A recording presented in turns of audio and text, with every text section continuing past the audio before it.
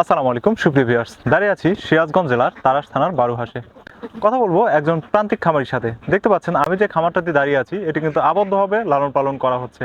অর্থাৎ এখন মাঠে চারিদিকে যখন শস্য আবাদ শুরু হয়েছে, অর্থাৎ এই এলাকায় কিন্তু ধান আছে, তো ধানগুলো এখনো কাটা শুরু হয় নাই, যার কারণে সে আর কি নেট দিয়ে ঘিরে একটা আবদ্ধ জায়গায় রেখেছে এবং এইখানে থেকে তিনি এই যে আবদ্ধভাবে হাঁস লালন পালনের ক্ষেত্রে ধান দিচ্ছে, শামুক দিচ্ছে, তো এই ক্ষেত্রে কি পরিমাণে খরচ আসতেছে তার এবং এইখান থেকে কি পরিমাণে তার আয় হচ্ছে, এগুলো নিয়ে এ টু জেড আজকের ভিডিওর আলোচনা করার চেষ্টা করব। তাই ভিডিওটি স্কিপ না করে সম্পূর্ণ ভিডিওটি মনোযোগ সহকারে দেখতে থাকুন। তো প্রিয় ভিউয়ার্স, চলুন যাই কথা বলি খামারির সাথে। আসসালামু আলাইকুম। ওয়ালাইকুম সালাম। আঙ্কেল, কেমন আছেন? আলহামদুলিল্লাহ ভালো। একটু আপনার পরিচয়টা দিবেন, আপনার নামটা এবং এই যে খামারটা আছে এই জায়গাটার নাম। এটা বিনসারা, এটা বিনসারা। আপনার নামটা কি? মোহাম্মদ বেলাল হোসেন। বেল্লাল হোসেন। এই যে হাঁস খামারের সাথে আসলে কতদিন যাবত আছেন? মনে হয় মোটামুটি বছর চারিক হচ্ছে। 4 বছর যাবত এই হাঁস খামারের সাথে আছেন। তার আগে কি করতেন? কৃষি কাজ করতাম। কৃষি কাজ করতেন। কৃষি কাজ ছেড়ে হঠাৎ হাঁস খামারে আসা কিভাবে? মোটামুটি ধরেন যে এটা করলাম, দেখা যায় আল্লাহ ভরসা। আচ্ছা, এখন বর্তমানে খামারে কতগুলো হাঁস আছে? 315টা আছে। 315 পিস হাঁস আছে এখন বর্তমানে খামারে। জি, তো এগুলো কি ডিম দিচ্ছে? 100 ডিম দিচ্ছে। 100 ডিম দিচ্ছে। আচ্ছা, এগুলো বয়স কতদিন হয়েছে? 7 মাস চলছে। 7 মাস। বাচ্চা দিয়ে শুরু করছিলেন নাকি বড় হয়েছে? বাচ্চা দিয়েছে। বাচ্চা দিয়ে শুরু করেছিলেন। এখন বর্তমান 7 মাস বয়স চলছে। জি মাত্র 100 পিস ডিম আছে। জি আছে। থেকে ডিমের পরিমাণটা কি বেড়েছিল নাকি 20টা উঠছিল, ওটা 120 কমে টা আসছে। উঠেছিল? তো এই বছরে আসলে কাকা, আপনি যেহেতু 4 বছর যাবত মোটামুটি হাঁস খামারের সাথে আছেন, তো আমরা তো দেখি মোটামুটি যে 5 মাস পরে গিয়ে হাঁসের কিন্তু মোটামুটি একটা ভালো ডিমের প্রোডাকশনটা চলে আসে। এই বছর তো আসছে না। তো এই বছরে আমি যত খামারে গিয়েছি মোটামুটি সবগুলো খামারের একই অবস্থা, ডিমের প্রোডাকশনটা বাড়তেছে না। এর কারণটা কি বলতে পারবেন? আমি এটা কিছু বুঝতেছি না। সবাই আসলে একটাই কথা বলছে যে কারণটা আসলে কেউই বলতে পারতেছে না। অনেকেই বলতেছে যে আবহাওয়াগত কারণে এবছরে নাকি একটু খরা বেশি ছিল, যার কারণে এরকম। কৃষক এরকম হচ্ছে, মানে খাদ্য তো দিচ্ছি সঠিক মতো। প্রচুর খাবার দিচ্ছে, সবাই আসলে প্রচুর খাবার দিচ্ছে, কিন্তু তারপরেও ডিমটা আসছে না। প্রিয় দর্শক, আসলে এই বছরে কি হয়েছে, যে সকল এই যে খাকি ক্যাম্বেল জাতের হাঁসের বাচ্চা, আপনারা জানেন যে এই খাকি ক্যাম্বেল জাতের হাঁস বছরে প্রায় 300+ ডিম দিয়ে থাকে, কিন্তু এই বছরে এসে এর ডিমটাই উঠতেছে না। সবাই কিন্তু পর্যাপ্ত খাবার দিচ্ছে, তারপর কিন্তু ডিম আসতেছে না। ডিমের রেটটাও কমে গেছে। ডিমের রেটটা এখন বর্তমান কম। বর্তমানে একটু কম। এখন কি রেট বিক্রি করতেছেন? ছোটটা তো 1100 চলছে, 1100। বড়টা 1300 1400 চলছে। মাঝখানে কিন্তু ডিমের দামটাও মোটামুটি ভালো ছিল। মাঝখানে ভালো ছিল, 16 টাকা 18 টাকা পর্যন্ত 18 ছিল। টাকা পর্যন্ত ডিমের দাম ছিল। তো যাই হোক, এখন একটু রেটটা কম। তো এখন এই যে হাঁসগুলোকে কিভাবে লালন পালন করতেছেন? খাবারটা কি নিজে থেকে দিচ্ছেন নাকি মাঠে চড়াচ্ছেন? নিজে থেকেই মানে নিজে বাড়তি থেকে খাবার খাদ্য দেয়। দিচ্ছেন। আচ্ছা আচ্ছা। প্রতিদিন কি পরিমাণে খাবার দিচ্ছেন কাকা? 300 আরেক ধরুন ধান দিচ্ছি 6 ধরা করে, আর 6 ধারা ধান দিচ্ছেন। 4 খান করে শামুক যাচ্ছে। 4 বস্তা শামুক। তাহলে তো মোটামুটি অনেক লাগছে। মানে কি এখন মনে হয় ঘর থেকে যাচ্ছে মোটামুটি। তো এই ধান দিয়ে এবং শামুক দিয়ে কিরকম তাও ধরেন যে 1600-1700 টাকা পড়ছে। 1600-1700 টাকা কামাই আসতেছে, 1100-1200 টাকা, 400-500 টাকা প্রতিদিন লস। লসে আসতেছে। আচ্ছা আচ্ছা। তো এই যে এর আগে তো মোটামুটি 4 বছর যাবত খামারের সাথে আছেন, তো এর আগে যেগুলো খামার করেছেন এরকম কি এত বেশি লস হয়েছে কোনো খামার? না, এরকম হয় নাই এই বছর এসে। এরকম কখনো হয় না, এই বছরে প্রথম এত লসের আশঙ্কা হচ্ছে। তো আসলে প্রিয় ভিউয়ার্স, আসলে হাঁস খামার অনেকে বলে কপাল, অনেকে বলে রিজিক। আসলে এই যে এই বছরে যে এরকম হবে কেউ কিন্তু আসলে চিন্তাও করেনি বা ভাবেও নি যে আসলে এই বছরে এরকম হবে।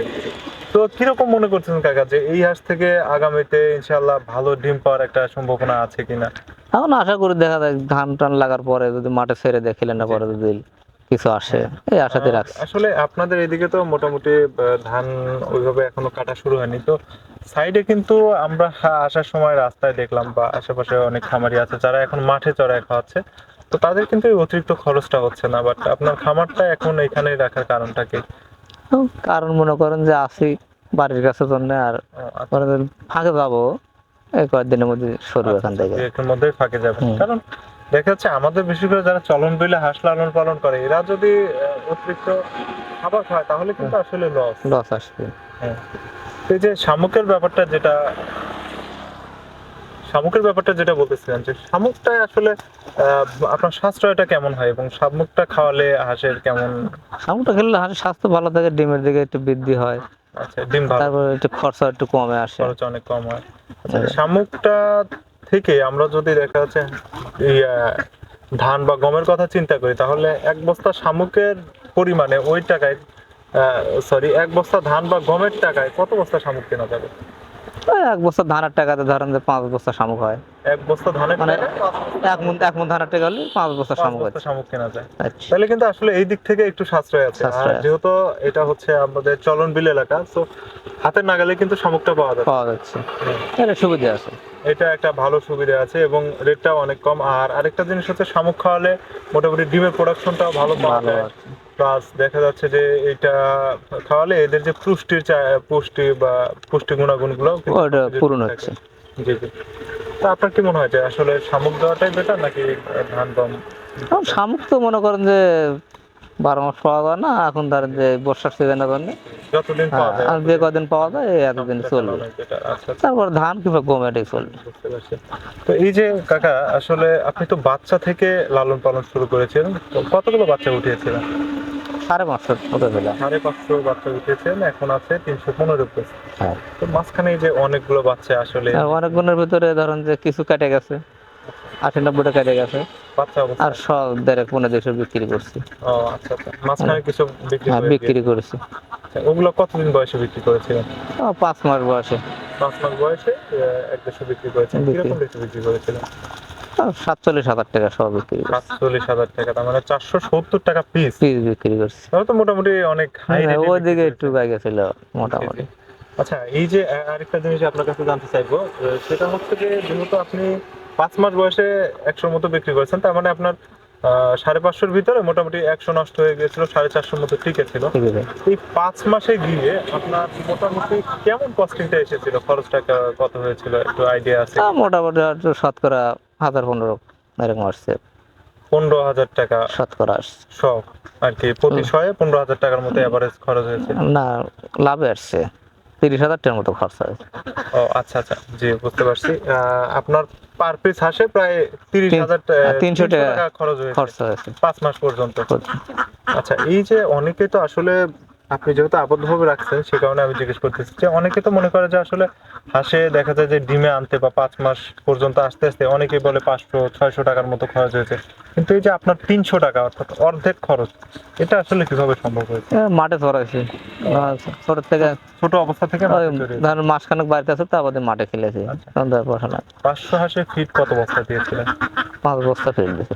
শুধু 5 বস্তা ফিট দিয়েছেন? এরপর কি মাঠে নাকি অন্য তারপরে কোথাও দিয়েছেন? তারপর মাঠে তারপরে থেকে মাঠে খান? মাঠে যাক, আলহামদুলিল্লাহ। প্রিয় দর্শক, আসলে আমরা কিন্তু সবসময় আর বলে থাকি যে গমের খুদ চলছিল কিছুদিন। আচ্ছা, কিছুদিন গমের খুদও দিয়েছেন। মোটামুটি আচ্ছা, যেটাই দেন আসলে প্রিয় দর্শক, আমরা আসলে সবসময় একটা কথা বলি যে আমাদের চলন বিলে যারা হাঁস লালন পালন করে এদের কিন্তু কস্টিংটা অনেক কম পড়ে, কারণ কি ওই কিছুদিন পরে হাঁসটা মাঠে চড়ানো মাঠে চড়ান যায়, এই জন্য একটু খরচা লাগে। সেক্ষেত্রে দেখা যাচ্ছে কস্টিংটা অনেক কম। যারা আপনারা আবদ্ধভাবে হাঁস লালন পালন করতেছেন, এই যে কাকা যে হাঁসগুলো লালন পালন করতেছে, ওনার 5 মাসে কিছু হাঁস বিক্রি করে দিয়েছে, বিক্রি করার পরেও কিন্তু তার দেখা যাচ্ছে যে 100-র মতো মারা গেছে, তারপরে কিন্তু প্রায় লাভে ছিল। এখন যে সে ডিম পাচ্ছে না, ডিম খুব কম পাচ্ছে, তারপরে মোটামুটি কিন্তু তার এত বেশি লস হয় না, আশা করা যায়। লস খুব একটা হয় নাই। তো আশা করা যায় যে সামনে যদি আসলে 15 দিন বা 20 দিনের ভিতরে মোটামুটি একটা ডিমের প্রোডাকশনটা ভালো পাওয়া যায়, বাড়তে হলে তাহলে তাহলে আর একটা লাভের আশা করা যায়। 4 বছর হাঁস লালন পালনের সর্বোচ্চ কতগুলো হাঁস আপনার লাইফে পালন করেছেন?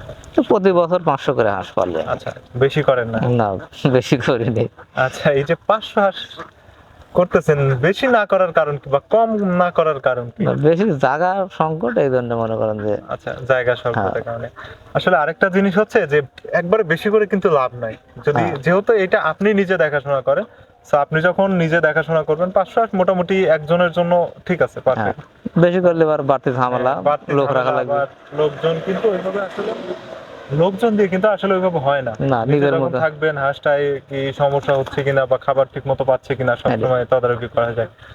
তো কাকা, এই যে হাঁস লালন পালনে এখন তো প্রায় শীতের সিজন চলে এসেছে, তো এখন আসলে হাঁসের সমস্যাগুলো কেমন, সমস্যাগুলো বেশি হয়ে থাকে আপনার জানা মতে? শীতের সিজনে সমস্যা বেশি হয়, তো ওই ট্রিটমেন্ট দেওয়া হয়। আচ্ছা, ট্রিটমেন্টের উপর রাখা কি হয়। ধরনের সমস্যাগুলো হয়? ওই সর্দি কাশি হয়, আপনার চুনে পায়খানা করে। তো ঠিক আছে, হ্যাঁ, আপনার সাথে কথা বলে অনেক ভালো লাগলো।